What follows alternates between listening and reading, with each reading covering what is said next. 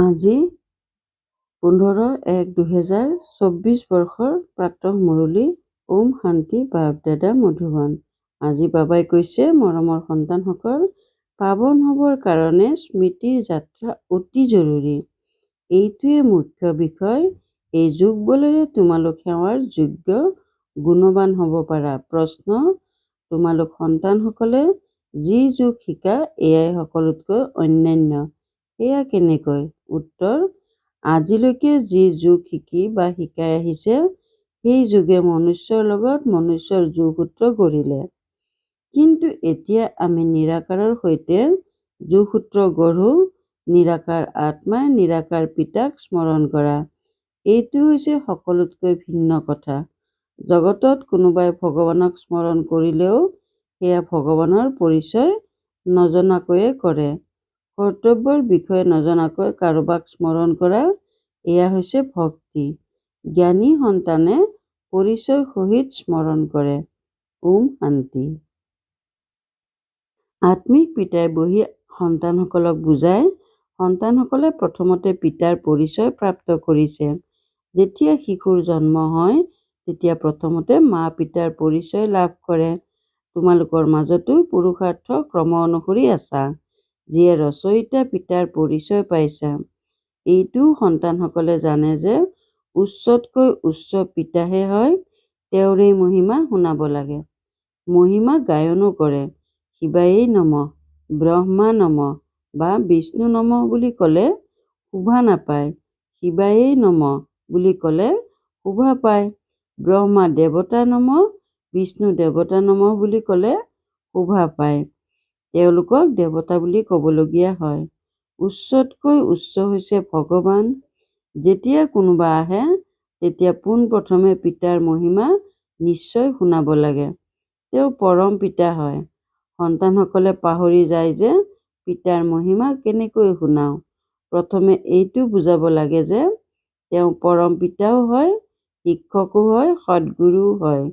তিনিওকে স্মৰণ কৰিবলগীয়া হয়।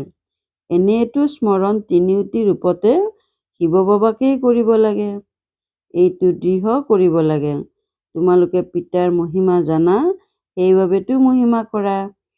তেওঁলোকেতো উচ্চতকৈ উচ্চ পিতাক পাথৰ শিলগুটি সকলোতে আছে বুলি কৈ দিলে। মনুষ্যৰ মাজতো আছে বুলি কয়, কিন্তু মনুষ্যৰ শৰীৰটো সদায় থাকিব নোৱাৰে। সেয়াটো তেওঁ ঋণত লয়। গতিকে প্ৰথম কথা এইটো দৃঢ় কৰিব লাগে যে পিতা হৈছে সত্য। তেওঁৱেই সত্যনাৰায়ণৰ কথা শুনায়।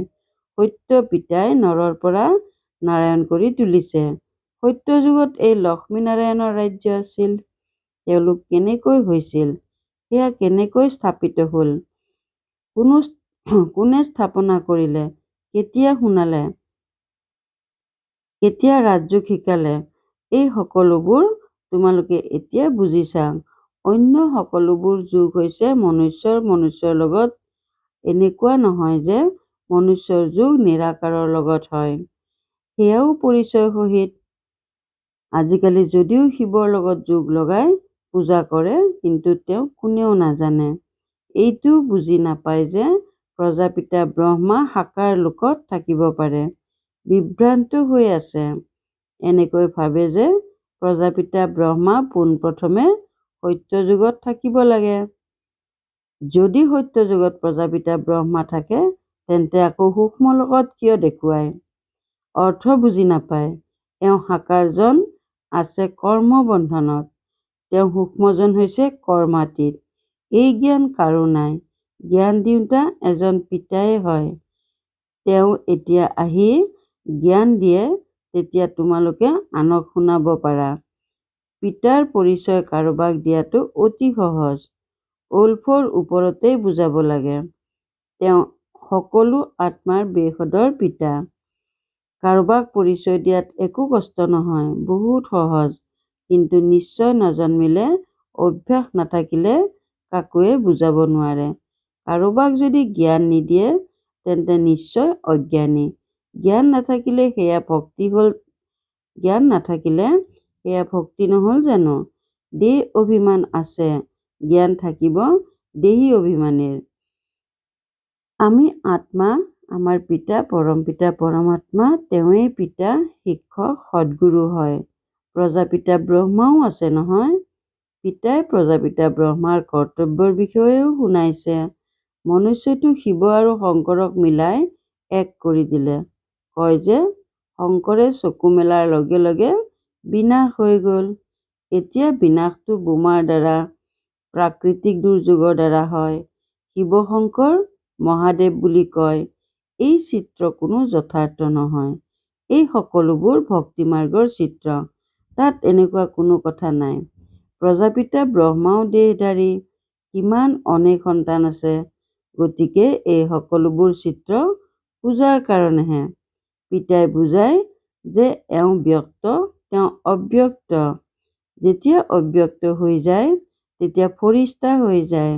মূল লোক, সূক্ষ্ম লোক দুয়োখন নিশ্চয় আছে। সূক্ষ্ম লোকলৈ যায়। পিতাই বুজাইছে প্ৰজাপিতা ব্ৰহ্মা যি মনুষ্য হয় তেওঁৱেই ফৰিস্তা হৈ যায়। আকৌ ৰজাঘৰীয়া হোৱাও তাত দেখুৱাইছে। পুনৰ এওঁ ৰাজ্য কৰিব। সূক্ষ্মলোকৰ চিত্ৰ নাথাকিলে বুজাবলৈ কঠিন হয়। বাস্তৱত বিষ্ণুৰ চতুৰ্ভুজ ৰূপো নাই। সেয়া হৈছে ভক্তি মাৰ্গৰ চিত্ৰ। পিতাই বুজায় আত্মাসকলেহে পতিতৰ পৰা পাৱন হ'ব লাগে, পবিত্ৰ হৈ নিজৰ ধামলৈ গুচি যাব। আত্মাসকল নিৰাকাৰী লোকত থাকে, সাকাৰ হৈছে ইয়াত।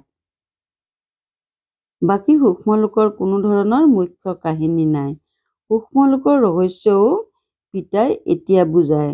গতিকে মূল লোক, সূক্ষ্ম লোক, তাৰপিছত স্থূল লোক। সেয়েহে সকলোকে পোনপ্ৰথমে পিতাৰ পৰিচয় দিব লাগে। ভক্তি মাৰ্গততো বাবাকেই ভগৱান, হে প্ৰভু বুলি কয়, কেৱল নাজানে। সদায় কৈ থাকে শিৱ পৰমাত্মায়ে নমঃ। শিৱ দেৱতা বুলি কেতিয়াও নকয়। ব্ৰহ্মা দেৱতা বুলি কয়। শিৱক পৰম পিতা পৰমাত্মা বুলিয়েই কয়। শিৱ দেৱতা বুলি কেতিয়াও নকয়। শিৱ পৰমাত্মা বুলিয়েই কব। তেওঁক আকৌ সৰ্বব্যাপী বুলি কেনেকৈ কয়? পতিতক পাৱন কৰি তোলাৰ কৰ্তব্য কৰিব লাগে, তেন্তে পাথৰ শিলগুটিত গৈ কৰিব জানো? ইয়াকেই ঘোৰ অন্ধকাৰ বুলি কোৱা হয়। এয়াও ড্ৰামাত নিৰ্ধাৰিত হৈ আছে। পিতা আহি বুজায় য়দা য়দা হি ধৰ্মস্য গ্লানিৰ্ভৱতি। কাৰ গ্লানি? তেওঁলোককতো শ্লোক শুনাই আকৌ অৰ্থ বুজায়। সেয়া তোমালোক সন্তানসকলে তাত গৈ চাব লাগে। ক'ব লাগে যে আমি ইয়াৰ অৰ্থ বুজাম। তাৰ পাছত তৎক্ষণাৎ বহি বুজাব লাগে। গম পাব জানো যে এওঁলোক বিকে, শুভ্ৰ বস্ত্ৰ হ'লেও চাপ মাৰিতো থোৱা নাই। তোমালোক যিকোনো ঠাইতে গৈ শুনাব পাৰা আৰু ক'ব পাৰা ইয়াৰ অৰ্থটো শুনাওক। চোৱা তোমালোকে কি শুনায়। চোৱা তেওঁলোকে কি শুনায়। বাকী এই চিত্ৰবিলাক বিস্তাৰত বুজিবলগীয়া। বহুত জ্ঞান আছে। সাগৰক চিয়াহী কৰি লোৱা, তেতিয়াও অন্ত নাই। আকৌ ছেকেণ্ডৰ কথাও শুনায়। কেৱল পিতাৰ পৰিচয় দিব লাগে। সেইজন বেহদৰ পিতাই স্বৰ্গৰ ৰচয়িতা হয়। আমি সকলো তেওঁৰ সন্তান ভাই ভাই। তেন্তে আমিও নিশ্চয় স্বৰ্গৰ ৰাজ্য পোৱা উচিত।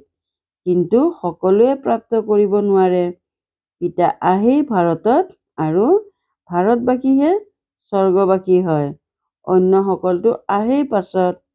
এয়াতো বহুত সহজ, কিন্তু বুজি নাপায়। পিতাতো আচম্বিত হয়। এদিন গণিকা আদিও আহি শুনিব। পাছৰ ফালে অহাসকল তীক্ষ্ণ হৈ যাব। তাতো কোনোবা গৈ সেৱা কৰিব পাৰে। বহুতৰে লাজ লাগে। দেহ অভিমান বহুত আছে। বাবাই কয় বেশ্যাসকলকো বুজাব লাগে। ভাৰতৰ নাম তেওঁলোকেই ডুবাইছিল। ইয়াত মুখ্য হৈছে যোগবল। একেবাৰে পতিত পাৱন হ'বৰ কাৰণে স্মৃতিৰ যাত্ৰা কৰিব লাগে। এতিয়া সেই যোগবল অলপ কম আছে। কাৰোবাৰ জ্ঞান আছে যদি আকৌ স্মৃতি কম। কঠিন বিষয় ইয়াত যেতিয়া উত্তীৰ্ণ হ'ব তেতিয়াহে গণিকাসকলক উদ্ধাৰ কৰিব পাৰিব। ভাল ভাল অনুভৱী মাতাসকল গৈ বুজাব লাগে। কন্যাসকলৰতো অনুভৱ নাই, মাতাসকলে বুজাব পাৰে। পিতাই কয়, পবিত্ৰ হোৱা, তেতিয়া বিশ্বৰ মালিক হৈ যাবা। সৃষ্টিখনেই শিৱালয় হৈ যাব। সত্যযুগক শিৱালয় বুলি কোৱা হয়। তাত অপাৰ সুখ আছে। তেওঁলোককো এনেকৈ বুজোৱা যে পিতাই কয়, এতিয়া পবিত্ৰ হোৱাৰ প্ৰতিজ্ঞা কৰা। এনেকুৱা পতিতসকলক পাৱন কৰি তুলিবলৈ তৰোৱাল বহুত তীক্ষ্ণ লাগে। এই ক্ষেত্ৰত এতিয়াও পিছ পৰি আছা। বুজোৱাৰ ক্ষেত্ৰতো ক্ৰমানুসৰি হোৱা। সেৱা কেন্দ্ৰত থাকে। বাবাই জানে যে সকলো একৰস নহয়। সেৱাত যিসকল যায় তেওঁলোকৰ মাজত ৰাতি দিনৰ পাৰ্থক্য আছে। গতিকে প্ৰথমতে যেতিয়া কাৰোবাক বুজোৱা তেতিয়া পিতাৰেই পৰিচয় দিয়া, পিতাৰ মহিমা কৰা। ইমান গুণ পিতাৰ বাহিৰে আন কাৰো থাকিব নোৱাৰে। তেওঁৱেই গুণৱান কৰি তোলে। পিতাইহে সত্য যুগৰ স্থাপনা কৰে। এতিয়া এয়া হৈছে সংগম যুগ। এতিয়া তোমালোক পুৰুষোত্তম হৈ আছা। তোমালোক আত্মাসকলক বহি বুজাব। এয়াতো বুজোৱা যে আত্মাৰহে শৰীৰ আছে। কোনে কিমানলৈকে বুজে সেয়া চেহেৰা দেখিলেই বুজি পোৱা যায়। কোনোবা যদি অভিমানী হয় গোটেই চেহেৰাই সলনি হৈ যায়। আত্মা বুলি বহিলে চেহেৰাও ভাল হৈ থাকিব। এইটো অভ্যাস কৰা হয়। ঘৰ গৃহস্থালীত থকাসকলে ইমান জঁপিয়াব নোৱাৰে, কিয়নো সংসাৰৰ চিন্তা থাকে। পুৰা অভ্যাস কৰা, তেতিয়া চলোতে ফুৰোতে উঠোতে বহুতে দৃঢ় হৈ যাবা। স্মৃতিৰ দ্বাৰাহে তোমালোক পাৱন হবা। আত্মা যিমান যুগত থাকে সিমানেই পাৱন হয়। সত্য যুগ তোমালোক শত্ৰুপ্ৰধান আছিলা, তেতিয়া বহুত আনন্দত আছিলা। এতিয়া সংগম যুগত তোমালোকে হাঁহি মনোৰঞ্জন কৰি থাকা। বেহদৰ পিতাক পালা যেতিয়া আৰু কি লাগে। পিতাৰ প্ৰতি উৎসৰ্গিত হৈ যাব লাগে। ধনৱান কোনোবা কাৎচিতহে ওলায়, গৰীবসকলেই পায়। ড্ৰামা এনেকৈয়ে ৰচি থোৱা আছে, লাহে লাহে বৃদ্ধি হৈ থাকিব। কোটিৰ মাজত কোনোবা বিজয়মালাৰ মণি হয়। বাকী প্ৰজাটো ক্ৰমানুসৰি হ'বই। কিমান অনেক হৈ যাব। চহকী গৰীব সকলো হ'ব। এয়া পুৰা ৰাজধানী স্থাপনা হৈ আছে।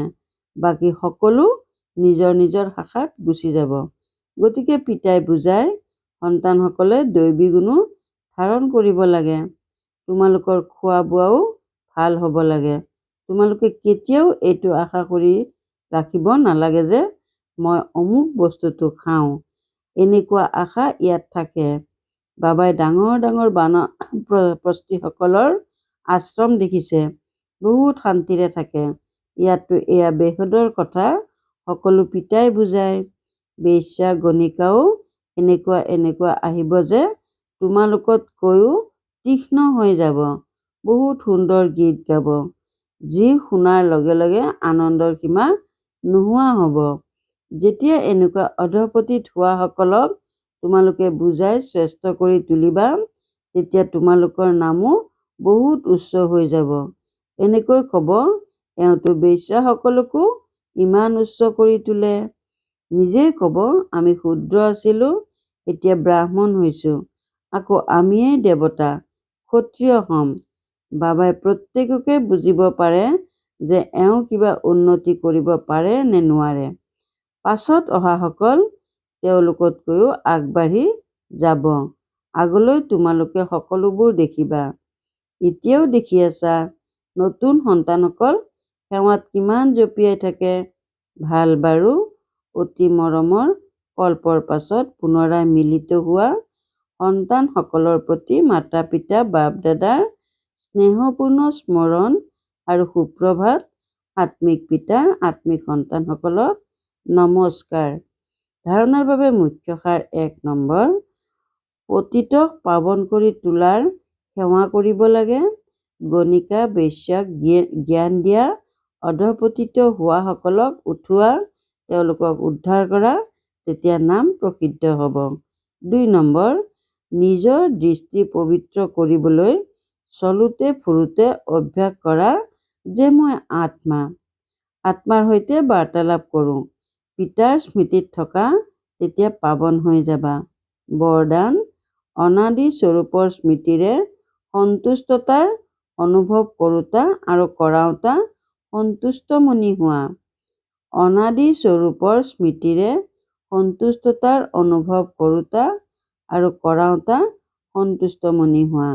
নিজৰ অনাদি আৰু আদি স্বৰূপৰ স্মৃতিলৈ অনা আৰু সেই স্মৃতি স্বৰূপত স্থিত হৈ যোৱা, তেতিয়া নিজেও নিজৰ প্ৰতি সন্তুষ্ট হৈ থাকিবা আৰু আনকো সন্তুষ্টতাৰ বিশেষত্বৰ অনুভৱ কৰাব পাৰিবা। অসন্তুষ্টাৰ কাৰণ হৈছে অপ্ৰাপ্তি। তোমালোকৰ শ্লোগান হৈছে, যি পাবলগীয়া আছিল সেয়া পাই গ'লো। পিতাৰ হৈ যোৱা অৰ্থাৎ উত্তৰাধিকাৰৰ অধিকাৰী হোৱা। এনেকুৱা অধিকাৰী আত্মা সদায় ভৰপূৰ সন্তুষ্টমণি হ'ব। শ্লোগান: পিতাৰ সমান হ'বলৈ বুজা, বিচৰা আৰু কৰা, এওঁ তিনিওটাতে সমতা থাকক। পিতাৰ সমান হ'বলৈ বুজা, বিচৰা আৰু কৰা, এই তিনিওটাতে সমতা থাকক। ওম শান্তি। অব্যক্ত চাইলেন্সৰ দ্বাৰা ডবল লাইট ফৰিষ্টা স্থিতিৰ অনুভৱ কৰা। বৰদানী ৰূপত সেৱা কৰিবলৈ প্ৰথমে নিজৰ মাজত শুদ্ধ সংকল্প ধাৰণ কৰা। গোটেই দিন শুদ্ধ সংকল্প সাগৰত খেলি থাকা আৰু যি সময়ত বিচাৰা শুদ্ধ সংকল্পৰ সাগৰৰ তলিত গৈ শান্ত স্বৰূপ হৈ যোৱা। তোমালোকৰ এই গভীৰ শান্তিৰ স্থিতিয়ে বায়ুমণ্ডল পৰিৱৰ্তন কৰি দিব আৰু তোমালোকে নিজক ডবল লাইট ফৰিষ্টাৰ অনুভৱ কৰিবা। ওম শান্তি।